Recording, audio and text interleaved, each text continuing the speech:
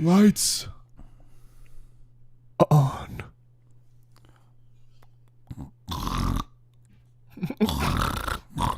David. David. Hey. David, the stream's over. David, the stream's over. You can wake up now. Well, anime. An anime, yeah. Oh, smash announcement. Anime titties. Whoa, fuck, what? Yes, David, I am in your room. You've been asleep for 5 hours. Why are you not wearing a mask? Why are you naked? Don't need it. I'm COVID immune. And I'm also immune to this shitty stream that we saw like a couple hours ago. No, you're not. No, you're not. No one's immune to that shit. All right, we had to. We had to make a little bonus episode. I'm trying to ride up the fucking wave of clout and charisma and cheese and whatnot. You know what? I saw fucking Koopa was doing it on his podcast, and you know what? I refuse to let that man one-up me in anything besides Smash commentary. So you know what, Kyle? If you're listening to this, fuck you. I'm making a Smash fucking... I'm making a Nintendo Direct commentary too, okay? And I'm doing it on the Double D experience, the Double D way, okay? And if you don't like that, you can just easily turn it off and go enjoy something else that you like and probably have a pleasant day. But in the time being, Dennis, how was that Direct, man? What did you think? 0 out of 10. No, and again, no fault to Nintendo. Just wow, it was just... David, you know what I was doing as I was watching that stream? What were you doing while you were watching that stream? Also, one thing, I don't fucks with Nintendo like you and a lot of your followers. So like, I was just curious as to like what they were, I guess, gonna announce for I guess this year or next year, I suppose. But I was literally checking my email. So I was like fucking having that thing playing up on my top screen, and I was just kind of like every now and then like looking up, like looking down, up, down and up, down and up, like literally clearly seeing nothing of interest. Like I had the same face that entire stream. It's fucking incredulous, right? Just fucking. Oh my god, the talent of Nintendo today. Whoa. No, again, like you were the guy in the middle of the Harlem Shake, the guy that just stands there and does absolutely nothing. Yes, exactly. As everything else around him is just going like ape shit. Yeah, essentially. Like, I mean, to be fair though, like, again, I don't fucks with Nintendo like how a lot of you guys do, but I don't know, as far as announcements and shit, like David, you even were telling me like first 10 minutes in, I was like, yo, I'm like, this is feeling pretty meh right now. Look, Chief. Dennis, before that, I think those were my exact words as well, by the way. But Dennis, before I gotta one up you. Okay, I gotta one up you for a minute. Go ahead. You think that your story of watching this Direct as a boring Nintendo Direct is bad? I don't think it's the most boring, but I'm sure that some people were probably like scratching their nuts as they were watching this because of how immensely interesting it was. I can confirm I was. I mean, personally, I think it was actually probably the most boring, among the most boring Nintendo Directs I've ever seen, but I'll get into that later. Mm-hmm. If you think that this was like a boring experience for you watching a Nintendo Direct, any kind of that program, I can do you one better, Dennis. There was once a Smash character announcement. Mm-hmm. It was the final character announcement for the original Fighter's Pass, when I was literally having actual sex while that character was being announced with my now ex-girlfriend. We just the Direct was like first thing in the morning. Mm-hmm. We woke up, morning sex, hot dog. Mm-hmm. And we did a whole fucking mess of that, and then by the time we were done with it, like the Direct was pretty much starting as well. So I'm just lying there, I'm just lying here with a literal fucking naked woman on top of me. Mm-hmm. Obviously an enjoyable experience for a man. Mm-hmm. And I'm thinking, there's no way I'd do a Smash announcement on top of this. Oh man, this is gonna be super exciting. It was the final fucking character for the Fighter's Pass, potentially the final DLC character we were gonna get for the game. We didn't know any better at the time. Mm-hmm. And it was a motherfucking Fire Emblem character. Who the fuck would have known? Dennis. Wow! Nintendo! Dennis, you don't understand. I went from full on into course mode to actually flaccid in the matter of like I don't even want to I had to have been like something like at least a minute and a half into that when I realized by the art style and by the tone of the voice actors what this was. And then literally just neither of us wanted to do it again after that. Like we were both just so unhornified by that direct to the point where I was flaccid and she was, mentally flaccid. Or the ladies' version of flaccid. Or, boner killer for them. The Sahara. I mean, anyway. Dry as the Sahara. Oh my god. We literally just because we were just still like, oh, we'll watch this. We were both literally oh, we'll watch this real quick. And then I don't know, see what the day goes. We'll do it again if we want. And then that happened. And we were like, oh my god. And then we just kind of just went about our day. Like we just, all the mood was gone. It was just completely killed by fucking anime Fire Emblem. And to top that all off, at the end of that fucking announcement, Sakurai had the audacity to sit there and talk all about the history of Fire Emblem to the Smash community. He was explaining to the Smash community what fucking Fire Emblem is. They know. They fucking know. Mm-hmm. They absolutely know, dude. I don't know if I'm just being too loud or if I'm getting echo on your end. Is your fucking is your stuff coming in the right way again? Yeah, it should be. It's coming in through your headphones? Yeah. I can hear to myself. Might be because I'm a little too close to the mic. Well, you better back the fuck up, bitch. Sorry. You better pretend your microphone, pretend you accidentally just touch that microphone's girl's ass in the club, and he's telling you to back the fuck up right now. And he's bigger than you. He's huge. Trying to think of a way maybe I could cop it one more time without him noticing. I'm joking. That's what you're thinking about? Meanwhile, this dude's towering over you. I'm gonna pull a sneaky on you. Oh, God. That's my story about, poor Nintendo Directs, and this one made me feel a lot airily of that same way, man. Holy fuck. It was the first Nintendo Direct in a year, I think, longer than that, at least a dedicated Nintendo Direct for announcements, and it was, I'm sorry, no offense if you enjoyed it. If you did, I'm glad, I'm happy for you. Yeah, same here as well. I mean fuck you, but if you did, I'm happy for you. But holy fuck, it was so boring. Nobody should enjoy the things that I hate or that I found boring. Because it was definitely boring. It's terrible to say, but yeah, like David said, if you were into this, good for you. I'm happy for you. I'm not gonna say fuck you like David did because I don't really fucks with Nintendo like that, anyways. But it's pussy. I don't know, just Nintendo. We were talking about it before. I straight up think right off the bat, COVID set them back a fuck ton. And it's the reason why we didn't get any big news from any of the headliners. Because if anything, I remember the last Direct, I didn't watch it from beginning to end, the full stream.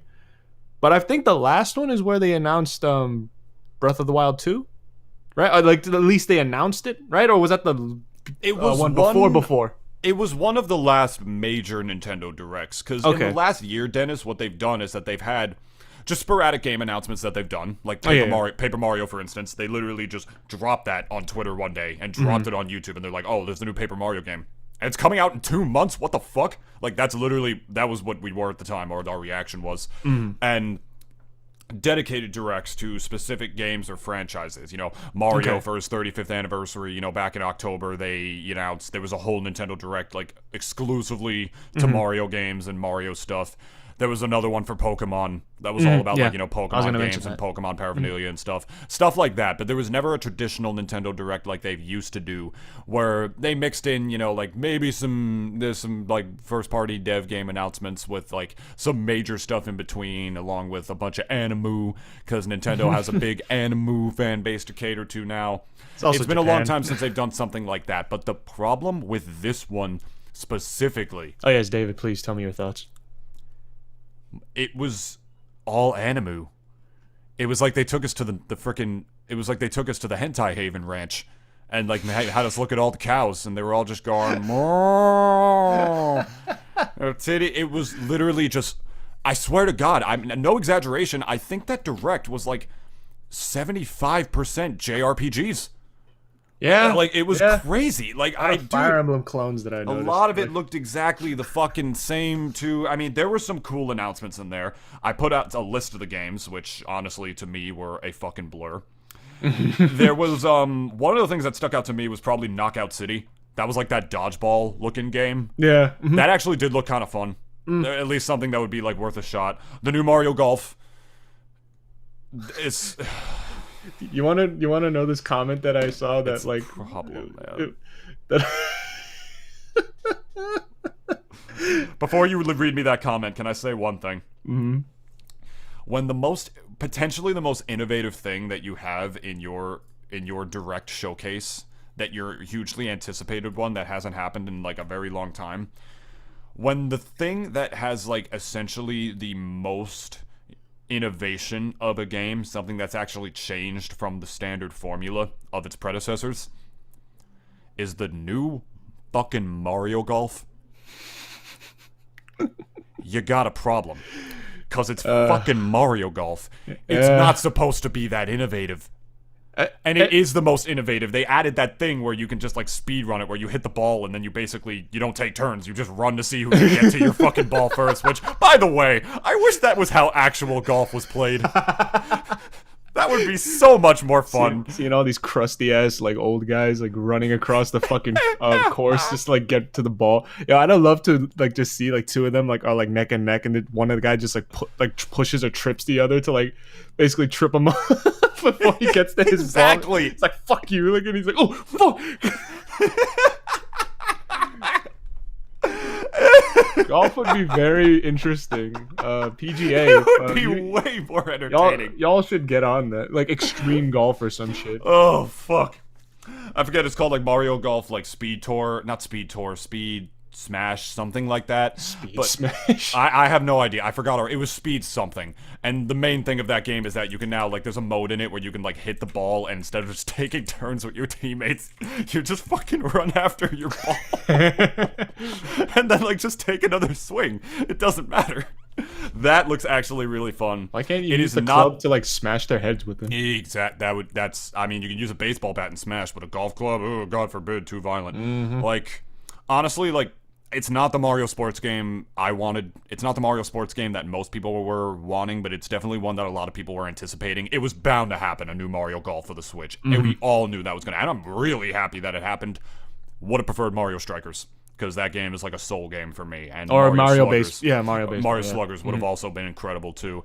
But Mario Golf was actually more long overdue, because I read this up on Twitter actually. It's actually the first Mario Golf game for a home console since fucking Toadstool Tour, man, in 2003. I almost forgot about that one. Oh, there's not been a console Mario Golf game since 2003.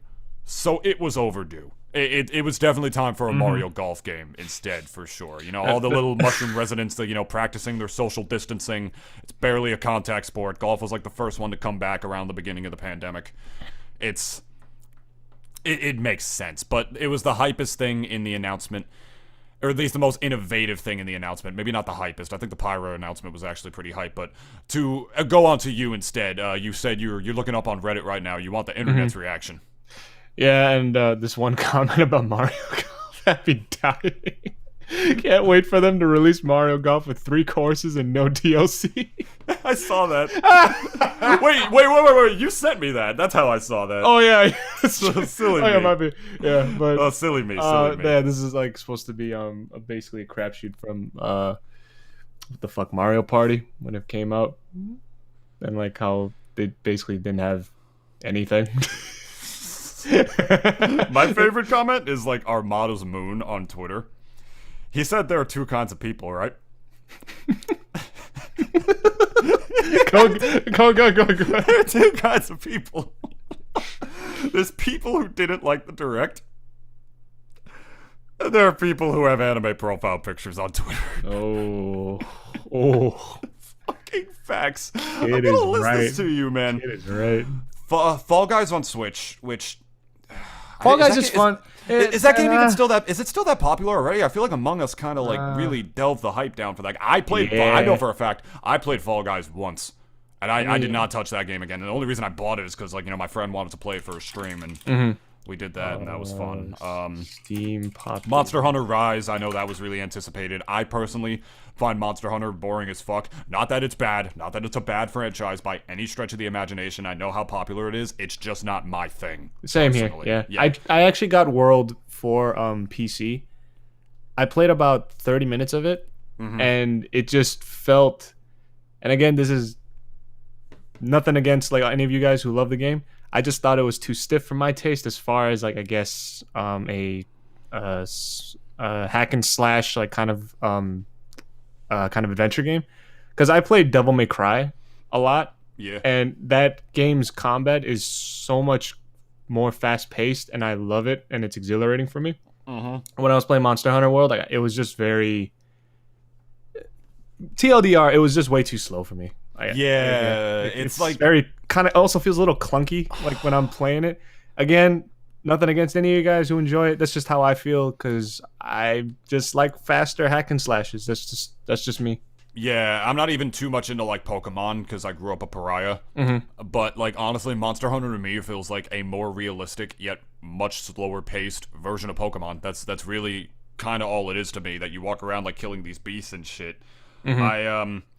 What else? I mean, I will say one of the hypest announcements for me, and this also has to do with the anime, would probably be how the Direct started, because it started, the reason people were so hyped for this Direct, besides like, the obvious and the fact that it's been so long since there's been a traditional Nintendo Direct like this, we thought Nintendo was done with them, was the fact that they literally said yesterday, oh, it's going to have a Smash announcement in it, and that is the most surefire way to take the internet's balls and break them with a stick. Yep.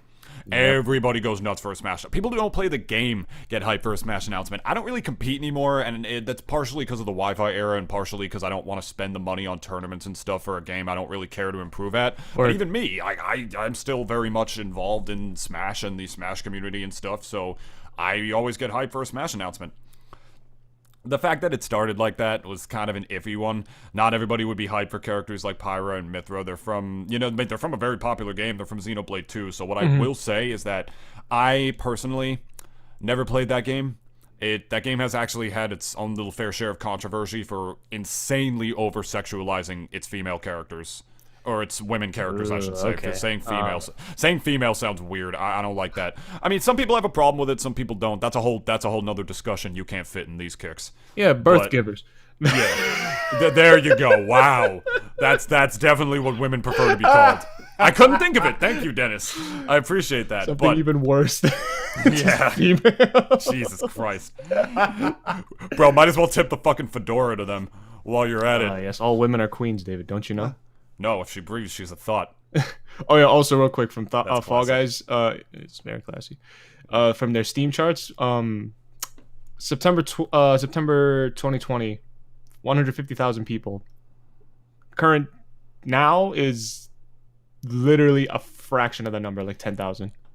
It was a trend game. For Fall Guys, it really was. It was fun. It looked fun, and the thing is though, like I didn't even care for Among Us either, but then when it came out, I played that with friends, and I never got Fall Guys. So yeah, no, like, Among Us is just stupid fun. Yeah, I haven't played that game in a minute either. I feel bad for like the developers for Fall Guys. Like they just came out at the wrong they made their bank. No, I know they made their bank, but it's just like the Among Us is practically free. It's $5 on PC and it's free on phone. So it's like it's already better than Fall Guys in that respect. Because everyone could play it. Yeah, because everyone could fucking play it. Like literally, if you have a phone, you can play Among Us. Like you have to pay. I don't know. You have to drop like $20 or something for Fall Guys, I think. So it's like yeah. And if like you don't have a phone, that's like 2 Chipotle bowls that you have to pay to get a fucking game. So I mean, yeah, and some would say the Chipotle bowls are more worth it depending on who you ask. But me. Yeah. Now, in terms of accessibility, it's definitely huge on that front. But to finish off on Pyra and Mithra and Smash, I'm actually. I mean, I never played the game, so I wasn't. Same here. I saw negative hype for Xenoblade 2, but I'm very happy that it happened. I'm very, very happy that they're in the game okay, for a plethora of reasons. Okay, yeah, explain. One of the more undertoned ones, or undercut ones, I should say, is that they're women. You know, there are, you know, believe what you may hear, believe what you may not hear. Women do play Smash. My ex-girlfriend did. Another person who I used to be very close friends with did. I'm friends with a bunch of other women in the Smash scene who do play the game, and they don't all complain about this. It's not like a big thing or whatever, but I've definitely heard some of them say, or just hear like some, you know, like women who play Smash online say, you know, I want some more of the DLC to be girls. I want some more, you know, women, some girl power in Smash and whatnot, and I totally understand that. I mean, Smash 4 really did a number with that. They added a lot more women characters, and then Ultimate definitely upped that ante up a little bit more, but it's still definitely, like, not the biggest ratio, but I honestly feel like Ultimate is sort of taking a good step in that right direction of having the DLC characters be women, have a little bit more of that representation in. 2, Pyra and Mithra are way more interesting characters than Rex, who is the protagonist of Xenoblade 2. Rex is just another, like, frickin' I'm gonna do it! Like, anime frickin', like, anime fucking protagonist, little Ash Ketchum looking motherfucker, except he's got this really bad Irish accent. I don't know if you heard it in the trailer, like, he's got an Irish accent, and it literally sounded mixed with essential British. My voice coach would have fucking, he would have hated that accent. He would have ranted on like that for a long time. He literally sounded Irish and British at the same time. It was like some weird mix. Maybe Welsh. I don't know. I've never played Xenoblade. I could be wrong. But point is, he's like, to me, I don't know too much about him as a character in terms of his personality and whatnot. But Pyra also just aesthetically looks way more interesting. And so does Mithra. Like, they seem to have like this pretty cool ability that they can switch between one another or whatnot, that they're alternate versions of each other or whatever. That's another thing that I think is really cool, that they added her over them instead. Sort of like the same thing they did with Min Min. You know, when they were talking about adding an ARMS character at the beginning of the second Fighter's Pass, everybody's like, oh, it's probably going to be Springman. But then the developers came and said, like, ARMS doesn't have, like, a protagonist. There's no story or anything, like, or no campaign or anything like that. It could be anybody. So they went with Min Min, who was another, you know, girl representative for Smash, and she's also kind of broken, which is another thing. A lot of people complain about that character, but that's neither here nor there. And finally, the fact that Xenoblade 2 almost got a representative, but we're actually cut from Ultimate at the beginning. Like it was something about like time constraints or whatever, or the fact that Xenoblade 2 barely missed the cutoff date for when that game was released in comparative to Smash. So as a result, they weren't included, which really sucked because it was a really, really popular game. A lot of people love Xenoblade, and the fact that like the new characters from the brand new hit Xenoblade game didn't get to be in the new Smash game that came out around the same time just because it was too like close to cut off. That sucked. I felt for Xenoblade fans when that happened, and then I was like, shit, who knows? There might not be like a Xenoblade character in Smash at all at this point when this goes down, because they might just save all the DLC slots for, you know, your Sephiroths and your Banjos and whatnot. And Dante. I still want Dante. That could happen, and if Dante's in the game, he's going to be so Omega Bertha Booty, unbelievably levels of fucked. He's going to be broken if they put him in that game. But my final thought on that is that I'm really happy that they, through DLC, they did get to have a slot, and the Xenoblade fans didn't get isolated like that, because Xenoblade has only had one representative in Smash since Smash 4. It was only Shulk, who was the protagonist of the first game. Yep. And now I felt bad because like he only had one representative for a long time, and the only reason they didn't have more is because of like, you know, time releases, you know, like little time constraints when they didn't get to release the game in time for Smash. So through DLC, I'm really glad that they got to be able to have that chance, because say what you will, you know, I mean, I'm negative hype for Anime Swordsman, like I told you, literally was having sex and got flaccid when that happened the first time for DLC. Pyra and Mithra absolutely 100% deserve to be in the game. 100%. And so I'm really happy that happened. Despite I could your be happy. feelings. Exactly. Like, I could be happy for, like, other franchises and shit, you know, despite me personally not wanting the character. I'm a grown-ass man. I'm not going to post a meme, you know, with pictures saying, ho's mad, ho's mad, ho's mad. Which, by the way, if you do that, you're a fucking troglodyte. That meme is advanced levels of dead. And I still say that every there you go. I will punch you in the butt. Well, you're tall enough that I could headbutt your fucking dick, so, you know, you better watch out, sonny boy. Dude. Everybody thinks being tall would be an advantage in a fight. No, people can just knee me in the dick so easy, dude. Yeah, I always feel bad for, like, basketball players, too, because, like, I don't know if they wear protection whenever they play, but, like, literally any guy could just be, like, oh whoops, and like just elbow your fucking nuts. Like Shaq just rolls up out of retirement. Oh Whoops. my god. Oh, sorry. Put some gold bond on that. Just seeing like a big ass dude like keel over and just like holding their nuts in fetal position, like even makes me and my nuts hurt for him. It's painful, dude. Damn.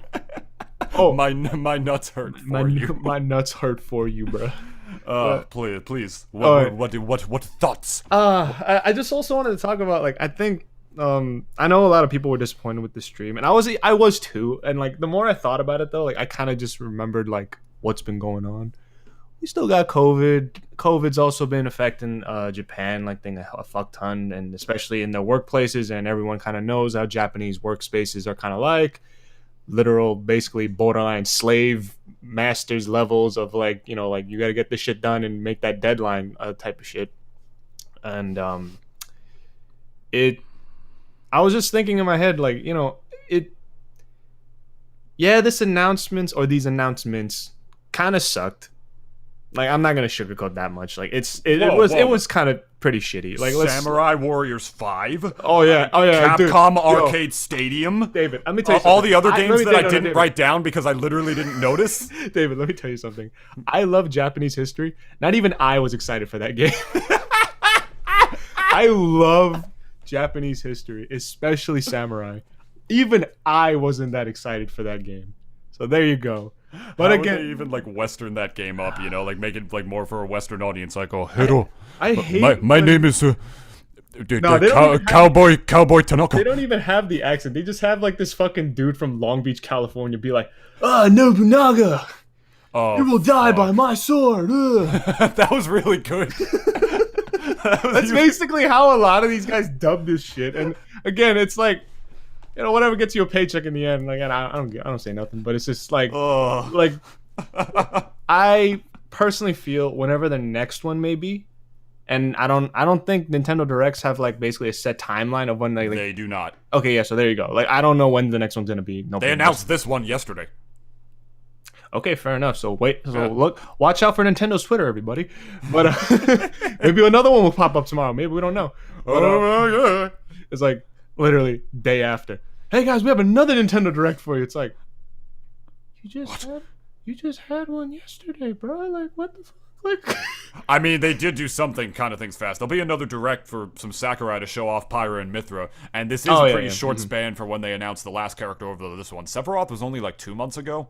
What was the gap of time between his announcement and his release, you think? Sephiroth and his release? It was like 2 weeks, a week, I think. Oh, no, it wasn't a week. They dropped him day one, technically, because they put like something in the game called the Sephiroth Challenge, where if you beat like this really hard AI, that you unlock him faster. And people just found ways to like cheese the AI. If you tried to fight it honestly, it would fuck you up. But then if you just fucking Kirby-sided it, like you went off the level and just like swapped. Like, it was pretty easy to beat him. They don't announce. I BM'd that bot like so hard. It actually took me a lot of tries because I was just trying to combo him to death and actually fight him. I was trying to too until I figured out like, you know what? I'm just gonna cheese the fuck out of this. Like I always do that with some challenges, and I feel bad, but it's like I'm still technically beating the challenge. There's no rule against it, so you know, fuck it. Like, I'll just cheese the fuck out of it. Who gives a shit, dude? It's not like the dirty bubble challenge, you know, like hit the battle ball 1,999,474,000,000 196,36,000,000. However whatever the fucking number is, I don't remember. Whatever it was. Obviously, I butchered saying the actual number. David, I'm sorry. Let me tell you something. What? I didn't know where that was from, but the way you were saying that made me angry and laugh at the same time. So good on you for that. Hold on, this has nothing to do with what we're talking about right now, but I need to look up the dirty bubble challenge. Okay, this is what you actually have to do to beat it. You gotta hit the paddle ball 29,998,559,671,349 times in a row. Oh, that is how dirty bubble from SpongeBob? Yes. Oh my fucking god. It's from like the episode where Gary goes missing because SpongeBob didn't fucking feed him because he was too busy trying to hit the paddle ball an unreasonably and unrealistically high number of times. Didn't the dirty bubble basically just say like, wow, you actually did it? No, what happened is that Patrick actually did do it, but he lost the trophy they sent him. Oh. Yeah. What a great ending to an episode. Yeah. It's like, I took that challenge once. Ah, what happened, Patrick? I won, but then I lost the trophy they sent me. It was so fucking funny. This sounds like something that would happen to me. SpongeBob for Smash. Anyway, what were you saying? Plankton for Smash when. In like a mech? That'd be great. Or Sandy Cheeks. Nah, Sandy Cheeks would, I guess, it would have to be SpongeBob with the karate pads. Yeah, they would put like the karate or the karate pads could be like an alternate outfit for him. Maybe that's another one. But that for sure that would be implemented. SpongeBob's moveset would like write itself. Honestly. Yeah. I think Sakurai, like, there's a lot of characters that, like, you know, I guess you can go ham with, but like, I don't know, since SpongeBob could like has been seen to like transform into like a bunch of shit. Yeah. Like just through like I don't know, like I guess his sheer willpower. Yeah. Sheer fucking will. Play Battle for Bikini Bottom. Look at all the stuff he can do in that game. That is true. Yeah. You know, like with Bubbles. I mean, I got sidetracked. Oh, sorry. Yeah, no, please continue. Yeah. I mean, if it was up to me, I think Nintendo should stop being cowards. And they should just fucking put Hitomi Tanaka in Smash already. Give the people what they want. Give the people what they actually want. Dude, think about it. She would be the biggest distance demon the game has ever fucking seen.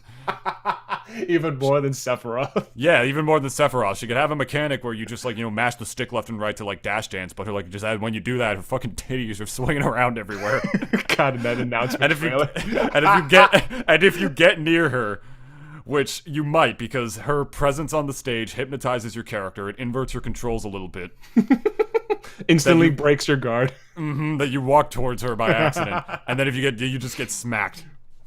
David, I'm just imagining like Sakurai does make that announcement, and like you know how like typically for Japanese people and how they make announcements like for like games and such, is usually they have like another person within the project like right next to them, and like they're just basically there like talking about it. It's just that kind of I guess like just to like show like you know here's this guy and he's important and like you know here's why like and all that. It's like him and Hitomi like both on screen, and he's trying with his entire being not to look at her. He's like pretending they're not even there, but he knows they're there, but he's just laser focused on the screen, pretending as if like yo these titties are whack, like they're not even like I'm not even gonna look at them. But in his brain, I'm just gonna pretend they're fake. But in his brain, he's like, look, take a peek, go. You just see the eyes. Just you move see your like eyes. the desk like just rise slowly. He's like his palms are sweating, like the camera like pans over to his hands, and he's just like literally sweating bullets, like as he's trying real hard with restraint to like not to just be a gentleman on that fucking stream. He's like, yo, I'm not getting canceled over this. I am literally not gonna look. I'm not looking. As he's just like making that announcement, it's like, you know how like Japanese people like are real polite on the announcement. It's like hello everybody, like you know this is a Sakurai like thing, and we're here to promote and announce our newest fighter. And it's literally he just points his hands and he just doesn't look at all. You know how typically when people present something they like point with their hands and they look at it. Yeah. He's not looking. He's just like presenting with his hands. His hands are doing the work. He's not even looking at her. He's just like, Hitomi Tanaka.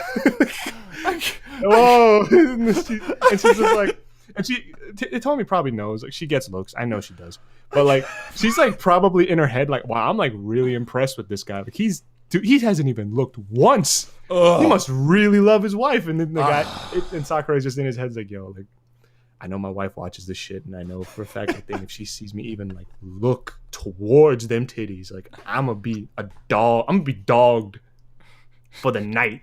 She's gonna be telling me like, "Oh, go sleep on the couch." Fucking cheating ass, like trifling piece of shit. Oh my god!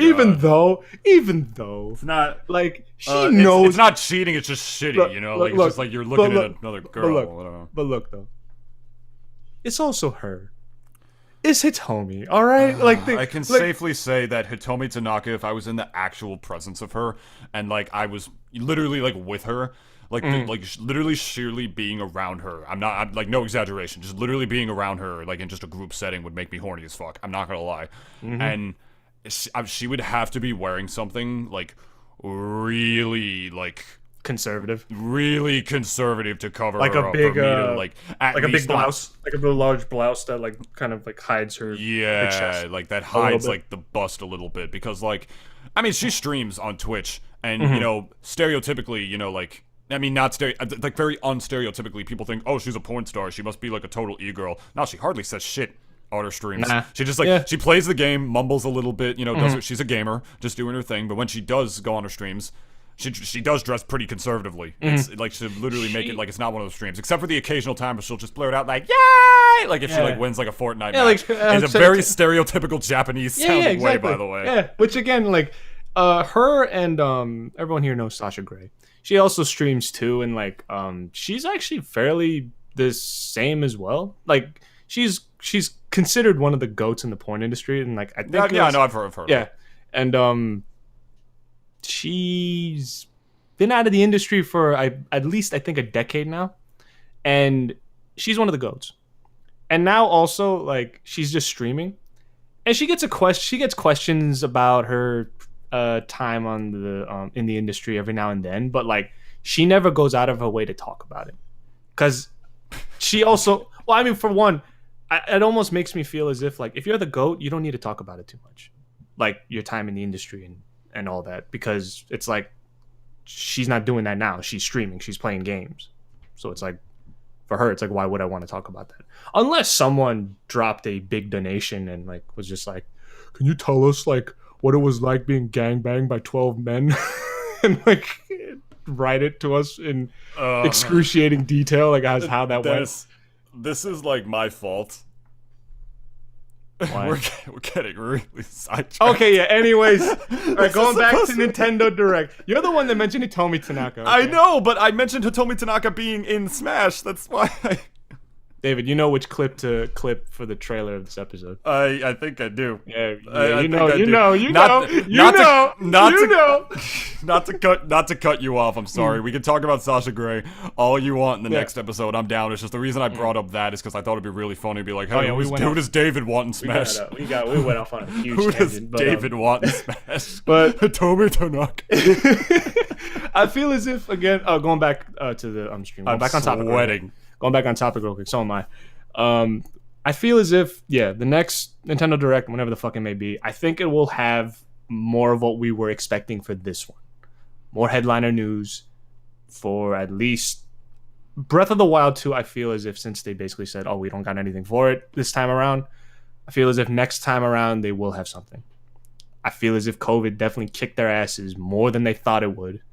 Because I bet you Aonuma probably thought like, oh, fuck, like, I like probably to his guys like, hey, do we got anything to show for the new Direct? And it's like, nah, fam. No. We haven't worked in here since 6 months. Like we just got in. And I don't know if that's that's for sure, but like I don't think a lot of the Nintendo Studio developers are able to work from home. I heard from my sister that Animal Crossing is the only studio that like basically has allowed their workers to work from home, and it's the reason why that the game when it came out came out in piecemeal. They're still releasing patches here and there to like basically like give you the full experience, but like they basically said like they announced some Mario outfits for the game today. Oh yeah, dude, fucking that was in the announcement. Fucking Pog, fucking Pog, dude. I can make the Mushroom Kingdom in Animal Crossing now. Yeah. And instead of announcing Breath of the Child 2, we're going to have Legend of Zelda Joy-Cons. When that man came out and said, we have nothing to show you for Breath of the Wild 2. I felt like a weight just like went boom on my heart. Because I was like, that was the only news that I was at least kind of a little hyped for, because like I love Breath of the Wild, even though I never finished it.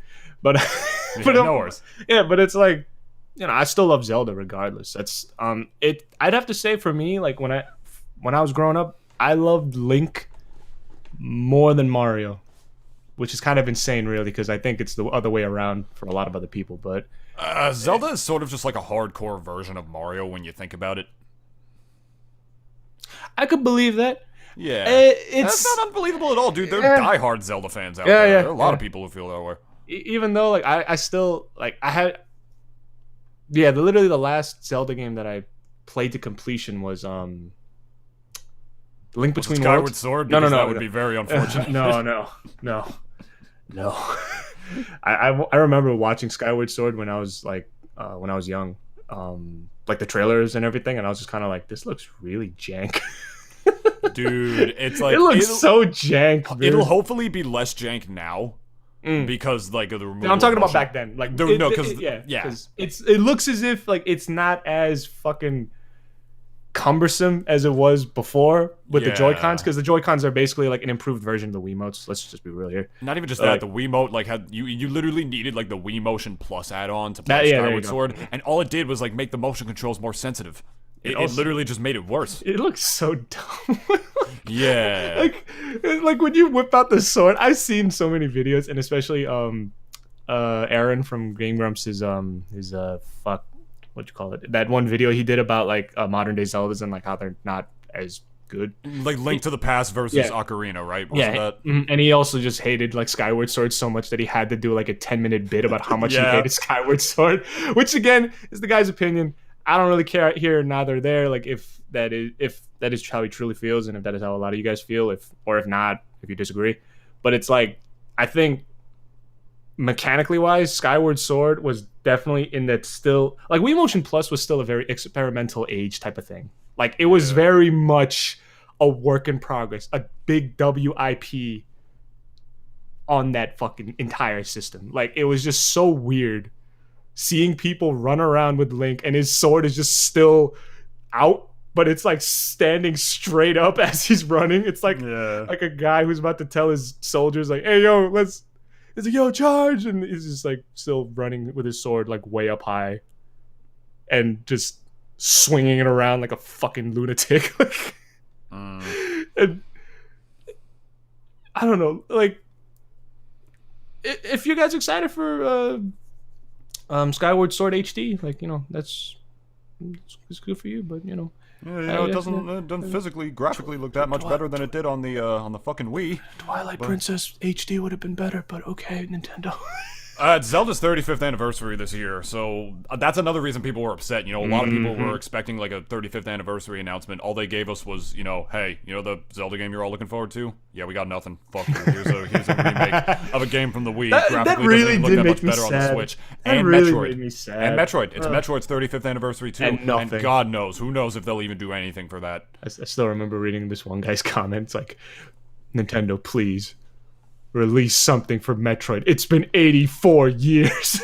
No, think about it. It's been a while, though. Yeah. Think about this. Holy shit. There was, like, hardly anything from Nintendo, from worth of like first-party Nintendo, not even just worth of substance, Yeah. that was actually unique. Absolutely nothing. Everything else was, like, no disrespect to JRPG fans. I love myself a good RPG when I was younger and had time to play shit like that. But now it's like it was literally just a blend of another one and another one and another one. And the problem with that isn't the fact that they're like, this was my biggest takeaway. I thought they announced the game twice. I straight up thought they announced the game twice. I was like, they just fucked up to another one. Wait, the fuck? Is that a different game? Is what I thought. Like they just fucked up, right? Like it's just like, oh, like Project Triangle Strategy, which by the way, the title of that game literally sounds like a fucking problem that I would have failed on a math test when I was in high school. It was a working title, thank God. Thank God they didn't go with that. Because holy shit. Yeah. That's just garbage. It's like, hey, it's like triangles and there's a strategy game. Oh, is the fucking... You know, I swear I had something for this. Whatever. Doesn't happen to me that often. But yeah, it seemed like they like announced something accidentally twice or whatever, but that's just because it was a blur. And the problem, Dennis, this is my main takeaway. My absolute main takeaway from this Direct is that Nintendo's delivery is what messed up here. Explain, please. They could have, like... They needed to, like, throw their mixed bag in a little more mixed. Stir it a little bit more, if that makes any sense. Because with the way they did this one, it really felt like this particular Direct was for a very niche audience. of JRPG lovers. And for all you guys, this like, was your direct. This was for you guys, basically. Like this one. All you anime profile pictures on Twitter constantly gotta get into every political debate. Say, oh, I don't think Smash has that bad of a sexism problem. If girls want to play, you know, why don't they just play and be comfortable at regular events? Shut the fuck up. This direct were for my super magical incel-y people. For me, this was the first time that anime actually made me flaccid. For a change. Usually it's the other way around. But anyway, this direct, it felt like it was very much towards a very particular niche audience of these JRPG lovers, and essentially, no disrespect, but full disrespect, the weebs. It literally felt like this direct was kind of for that, and for a lot of like Nintendo's, you know, more mainline Western popular things, or like popular things that are popular with them in the West. Their main Marios, IPs. Your Zeldas. They're really main IPs. I feel like there wasn't like enough of like a balance. You know what I mean? When it came to those kind of announcements, it literally felt like it was 75% anime, like I mentioned earlier. And that's not a problem.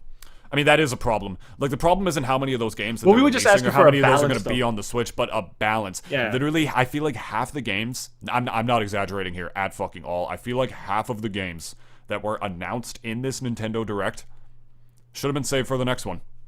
They should have been saved for another one alongside some more mainline Nintendo announcements. Ones that they had in this one, half of the ones that they had in this one should have been for the next one. Like, because it definitely, as you said, and I do agree, it feels as if like there was way too much of all these JRPGs that almost look, if you just combine them all, they all look like, no offense to you guys again, if you love this shit, like it looked like the same game to me, because again, I was barely watching. I know, and I literally like asked you to like before like I knew what this direct was gonna be. I'm like, Dennis, like let's do this. It'll be fun. Let's watch the direct, and then we'll make a whole thing like reacting to it. And I made my man Dennis like just. I'm sorry, Dennis. I got bored after 10 minutes, guys. I'm so sorry. Again, look, I'm gonna repeat this as many times as I have to. Like, again, this direct. I again also don't even watch Nintendo Directs like that much. I watched this strictly because David asked me to, so I was like, fuck it, whatever, I'll watch it. But because I usually just find like the trailers on YouTube like the day or two afterwards if something I guess that I'm looking forward to comes out. But in this case, like I watched literally 10 to 20 announcements in one go. None of them excited me. That's at least my takeaway. Like 10 to 20 announcements, maybe even more than that if I really wanted to count them all. But like. Literally didn't feel nothing. Yeah, my pee-pee did not get hard at all for any of these fucking announcements. Like it just. There's gotta be at least one announcement that makes everyone's pee-pee hard. That's the beauty of Nintendo Directs, is that there could be something in there for everybody, but they're like not a mixed bag anymore. There have been other Directs where it was literally just a mix of anime shit too, and it's like fuck, really? It's like you're just making their pee-pees hard. I mean, Coney said it best. He said that he feels like Nintendo feels like they're snowballing toward a specific niche, and that is starting to disappoint people hard. This isn't the first time they've done this. You know, like, it's gotten to the point where they're, like, alienating another portion of their audience, but, hey, wouldn't be the first fucking time Nintendo ever did that. As you all know. Ding, ding, ding, fucking Smash community, you know, like, we hate you over here. we really do. And then you have the theory about, like, COVID definitely hitting Nintendo harder, because, like, dude, it was just 50 minutes. 50 minutes just for the grand reveal at the end to be, let's be frank, a currently unnecessary sequel to one of their already most popular IPs. Splatoon 2 is like only 3 years old. It does not need a sequel right now.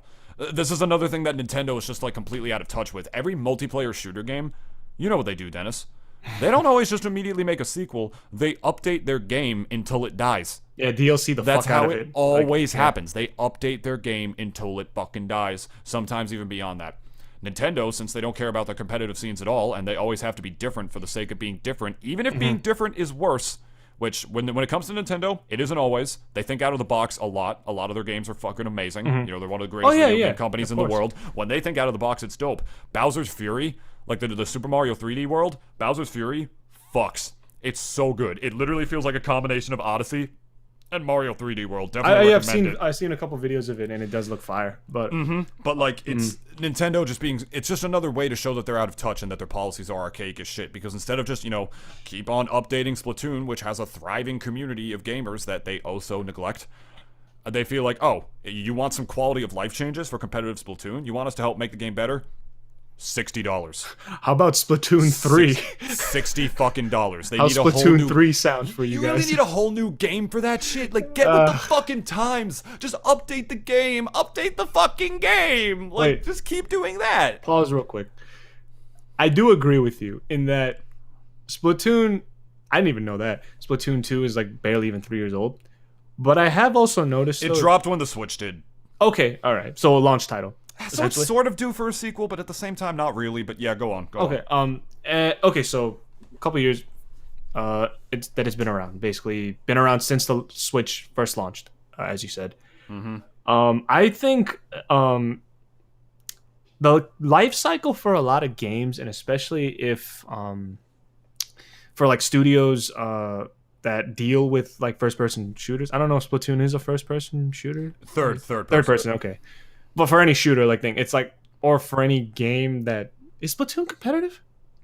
Yeah, it's got a comp scene. I'll give you a quick story real quick. There was a very quick, I promise. Okay, yeah, go ahead. There was a competitive tournament for Splatoon happening around like the peak of the Free Smash, Free Melee movement. It was a Nintendo-sponsored event, and what happened is that a couple of the teams renamed their teams Free Smash, Free Melee in support of the Free Melee, Free Smash movement. Nintendo didn't like that, so they shut down the fucking event. They literally shut down the entire event, and they didn't get to play. And so what they did is that another organization put on a Splatoon tournament, gave an actual $1,000 prize pool, which Nintendo wasn't doing. They were giving away $25 in like gift cards or whatever for that event. And then they all just moved over to that event, and they did that instead. Good for them. Yep. Good for them. That's what happened in that. So yes, no, there is a competitive Splatoon scene. My good buddy Stu, the announcer, who's a Smash commentator, also commentates that. He's very huge into Splatoon. So yeah, no, it has a comp scene. Okay, so it does have a comp scene. But the thing is, like, this next point also stems to the one that I'm making now, where Nintendo doesn't really compete with anyone but itself. There is really nobody within their camp that is like fucking with them as Sony and Microsoft do to each other. And we also went over this before, where how like at least I was saying that from what I've seen of Nintendo, they're in their own little world, and they've been in their own little world for ever since basically the Switch came out. At this point, nobody's really saying like, oh, it's the Switch versus the Xbox, or it's the Switch versus the PS4 or 5. Nobody's saying that. It's been the Switch versus the Switch. And truthfully, like, I feel as if that's why it almost looks as if like Nintendo, or at least feels like they can get away with this shit. Because again, there's nobody out there that's basically giving them like that nudge, or like at least that like uncomfortable, like breathing down the neck, feeling of like, hey, like, you're fucking next. You're fucking next, Nintendo. Like nobody's really doing that. Chinese investors.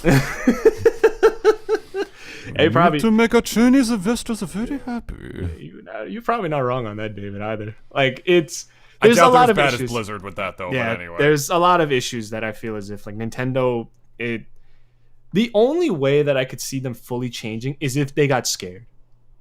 Is if something or someone basically like came and rose to the challenge and like basically took them on and actually won, and also it was whatever that, let's say, game or company's success was big enough that all these guys are going to be coming into that boardroom meeting and really rethinking their strategy, because again, the Switch, it is almost too good of a system. I'll say that much right now. It is almost too good for what it is and for what crowd it basically appeals to. Because the Switch has plenty of things that the other consoles that we know of, like the Xbox, new Xbox and the PS5, don't have. It don't even have fucking Netflix.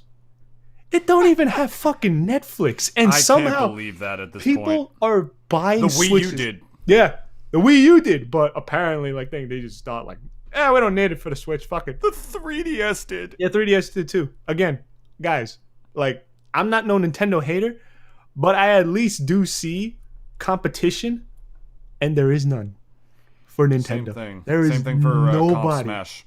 Nobody. It's the same thing for Comp Smash, dude. Like, there's the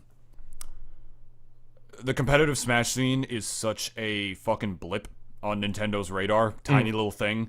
Even if like the whole scene got together and like, you know, didn't already buy Ultimate, which we all already did. Yeah. Even if in some way like we didn't, it's a tiny blip on their radar. You know, like their main demographic is going to buy it. You know, the casuals and like the kids and whatnot, and the family people, the party players and whatnot. Like, we are such a tiny little blip on their radar. That's another reason that they do this kind of stuff. Other companies, like their competitive scenes, are their main demographic, and they cater to them because they are the main. They are like, they are like the main demo of those games. That's their you know, their consumer model and like their base model for it. The competitive Smash community has never been, and likely will never ever be, Nintendo's consumer model. They don't need us. But the thing is, that's why, you know, they're never going to cater to us and shit, which, you know, is a whole different story for them, like shutting down like other events, maybe because they're just threatened. They feel like the competitive scene is going to drive other people away, which is scientifically not true. It has literally been proven that competitive scenes only pique interest in games, even from a casual level. People will just want to play it more. I don't know what Nintendo's fucking... And there are literal stories of them like shooing away like Melee players and stuff at E3 events, like for Ultimate before the game came out, because they literally thought people were just going to be like, oh, Melee's better, and then people just weren't going to buy Ultimate and whatnot. They really are that threatened by the community, low-key. But not enough that they truly feel threatened, though. That's the thing. Yeah, because they're a major corporation. But the thing is, like, we also don't need them. Smash doesn't need them, and if anything, like, the relationship is just so toxic to the point where any sponsored events are just bad. It basically means we just can't play mods, we can't play P+, and they're gonna be able to run ads on our stream. The whole free Smash movement, it's not even about us wanting Smash. It's not even us wanting Nintendo to support us. It's literally about us wanting them to leave us the fuck alone. Yeah, that's what it's fucking about. Let us run our events the way we want them to. They stopped Red Bull from doing it. They stopped Ninja from doing it. It's fucked up. Like, makes sense to bring it up again because I see people screaming free Smash into the void again because they're suddenly reminded of like that old hashtag whenever they see a Nintendo Direct announcement. You know, I'm like, say what you want on social media. I'm not going to judge you. I just think there are different ways to go about it, and it's Nintendo's a dead hashtag. It's a dead hashtag. It is. Nintendo's never going to do anything unless we hit them where it hurts, which is in the wallet. Yep. And Nintendo already has just too much money. Unless like we actually like get the free Smash movement big enough to the point where casual gamers are the ones who literally start hating Nintendo and stop buying their products, nothing's ever going to change. Look at the course of history. A lot of like, you know, social change in terms of racism and sexism in this country, let's be real, they've only changed because of money, and then the social consciousness change comes into the picture. It's like you go where the money goes, and like eventually, what I mean by that is eventually like social consciousness changes and whatnot. You know, people realize, it's not cool to hate gay people. About like in the late 2000s or whatever, people realize, or late 2000s, early 2010s, people realized, literally more than half the country supports gay marriage now. And that wasn't the case beforehand, and as a result, not only will there be political change because of that, companies are also going to start putting out advertisements and stuff in support of gay rights and gay marriage now because they realize to cash in. To cash the fuck in. Yeah. They can't afford to hate gay people anymore, and as a result, that is where the consciousness spreads and it changes. I'm not saying everything is advertising, but everything is advertising. Yeah. And in Nintendo's case, it's... You gotta go where the money is. Yeah. And for them specifically, it's... they're also a Japanese like type of company. Very conservative country. Very conservative, not to mention, at least in the way they do and conduct business, it is almost in a very traditional sense the way they do things, and they're very set in their ways. And for a lot of them, and I guess even for a lot of companies, it's like, if the thing ain't broke, don't change it. Archaic motherfuckers. At the same time, though, you gotta like also give it to them. Like they know. They know how at least their game works. I do give it to them. I give them so much of my money, Dennis. I know. But I'm like saying at least in regards to like whatever kind of customer base that they're trying to like appeal to. You're right in the sense that I don't think anything will change unless a lot of those casuals that... I don't even call them in a derogatory way. Like, I'm just saying it as it is. Like, you know, a lot of casual gamers play Nintendo games. And they're fucking bad. Oh, and it doesn't really matter either way in the end. Like, you know, they just like. I mean, so, oh my god, you fucking suck at Splatoon, dude. But you fucking suck at Smash, bro. Do you even know how to combo? Do you even know how to play Mario Golf? You fucking idiot. But it's again like Nintendo. Again, yeah, they don't really have any person to compete with them. They really don't. Like, it's like YouTube. YouTube doesn't continue doing the shitty stuff it does. Who are they fucking competing with? Who's gonna stop us? That's Nintendo. That's Nintendo. Yeah, it really is. It's been like that ever since the Switch came out, basically. Mm-hmm. It's like, what happens when shit monopolizes, which you guys are going to learn a lot more about on tomorrow's episode of the Double D Experience. Give you a little teaser. Plug in now. Teddy Roosevelt, muckraker, ripped the bullet out of my chest and throw it back at the guy. Well, he didn't rip the bullet out of him. Yeah, he did. No, I refuse to believe anything else happened. Well, I mean, David, if that is true, him still giving that 3-hour speech with that bullet lodged in his chest is still just as impressive. I'll give you a fucking audio tour. Ah! 470. Oh wait, no, that's Abraham Lincoln.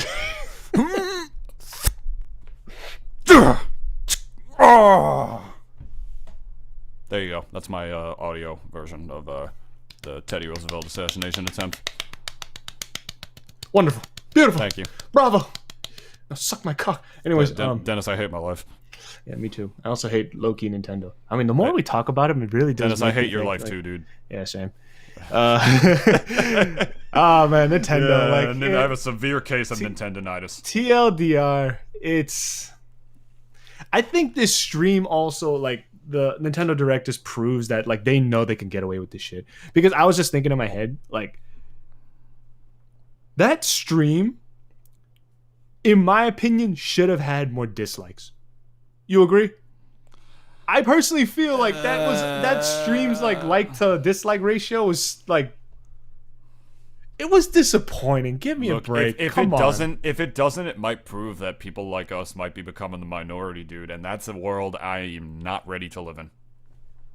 Man, you have too much emotion attached to it. That's why. Yeah, I look at it as I look through it detached as possible, and I don't get hurt in the end.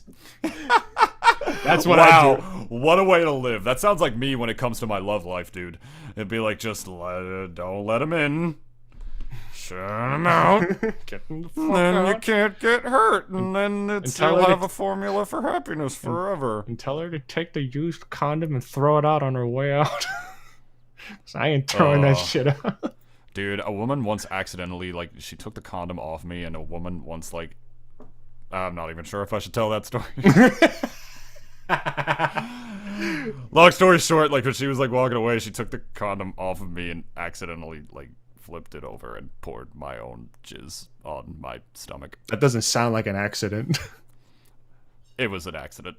It was pretty funny. I was laughing really hard. It was... You're like, well, yeah. guess I'm a glazed donut now. Fuck. Dude, that reminds me of some other shit that I'm not even gonna talk about. Some people are into some kinky shit. Nothing wrong with that. I'm just saying, you know, like, some stuff a little, not a little freaky. The old Nintoonist ain't prepared for sometimes, and he's gonna have to say no to some things. And kids, don't be ashamed to say no. Just okay, David, just do it. Before, don't be ashamed to say no to shitty anime games from Nintendo. Don't be ashamed to say no. Oh, I didn't think we were gonna bring that back to that, but that's the moral of the story. What else would we bring it about? It's a bonus episode. That's true. Oh, I gotta know though. What was the worst thing that you got asked to do? If you're at liberty to say. The worst thing that I got asked to do? Yeah, like as far as whatever someone's fetish or like some like sexual act. Oh, that's not where I wasn't expecting you to bring it back to that. Let me think for a second. I'm morbidly curious. I'm thinking for a second. That same, I don't know. I've mostly been with like very vanilla women, and not in terms of color. I've actually never had sex with a white woman technically, but they've all been Latin. Ooh. But that same woman with the condom thing. David hates white women? He's a self-loathing white person? No, shut the fuck up, and you shut your fucking mouth, Dennis, for a minute. That same woman once asked me if I wanted a taste of my own jizz. And I was good, man. I was, in fact, good. She just she took it off of her face and she was like, "Do you want some?" Dead serious. And I'm like, "I'm good, man." Like some fucking ice cream just got out of the phone. I'm good, bro. Scoop one up and just like, "You want some?" Oh god, I definitely did not think that we were gonna end this episode talking about my fucking cum. But here we are. It's the double D experience, my guy. It's the double D experience, my guy. Well, we don't give a shit about you and your viewer questions, so we're not doing those today. Not that we had any. This was a bonus episode. We didn't have any prepared anyway. I didn't ask on the Twitters or anything like that. But what I do ask you though is, where do you get your coffee and how do you take it? Because if it's not nitrogenated and it's not organic and it's specifically not from the Rise Brewing Company, you guys are doing it wrong. Rise Brewing Co. Rise Nitro Brew Cold Brew specifically. Nitrogenated organic coffee in a variety of flavors: original black, classic latte, oat milk mocha, which is my favorite, and an oat milk latte in general has a natural sweetness and frothiness to it that comes from the nitrogen infusion, just like a Guinness if you would. Very delicious stuff with a new flavor on the way very soon as well. And on top of all that, we also make an organic oat milk in original flavor, vanilla, and chocolate. And you can pick it up at your local ShopRite or order it right online from the link below as well. And with that link below, you can use discount code Nintoonist for 10% off of your order, with a proceed of that money going directly to support the Double D experience, so we can continue to provide you the astoundingly good quality of this astoundingly shitty podcast right to your ears and on your face. And let it melt down to your genitals all over, just like Danny Sexbang said in that one video. It's like the greatest party ever. It's like, so take this chocolate pudding, pour it down your chest, and let it melt down to your genitals. It's go time. And then have a girl scoop up your cum and be like, "You want some?" Why did you ask me that? All right, well, there's your viewer question, guys. There's your fucking viewer question. David's gay. I'm joking. Probably a little bit. It's like, damn, maybe 2%. maybe like 2%. What's a funny number? 69. No.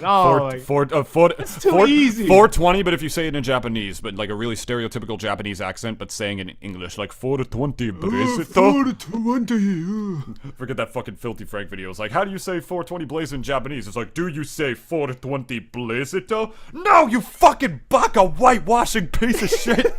Go back to your stupid hamburgers. Hey, yo, the hamburgers be lit though. I definitely love burgers, and then he teaches you how to actually say it in Japanese, which is yo yakinisu moyase. Oh shit. That's literally my favorite Filthy Frank video, dude. It's the video Japanese 101 where he teaches you how to say 420 blaze it in Japanese. It's one of my favorite fucking videos that he has ever made. Some Filthy Frank, I mean, his old stuff was different, but then he got so weird. No disrespect, but I mean, like, all respect to Joji now doing his thing. Yeah. But hey, love you, Joji. After this other, we love you, Joji. After this other sidetrack, in case you haven't followed us already, you can go ahead and hit the follow button on Spotify and subscribe at youtube.com/Nintoonist or wherever you listen to your podcast. I'm trying to get us on Apple Podcast. I think we actually have to manually distribute the podcast to put it on Apple Podcasts, rather than Anchor doing it by itself. I mean, it is still through Anchor, but Apple Podcast doesn't have like an auto, like, fucking upload renewal upload. Yeah, so I think we have to do it like manually, which shouldn't be hard. I think I just gotta like copy paste some stuff or whatever, because I noticed, like, I told my friend all about his podcast, and even his podcast is on Apple Podcast and mine isn't. And I'm like, all right, that's no, we gotta change that. We gotta change something's wrong there. Gotta change that. No competition up in here. But seriously, go listen to the Cooped Up podcast and the Glentendo podcast as well. Those are my friends' podcasts. I'll link those down in the description below as well.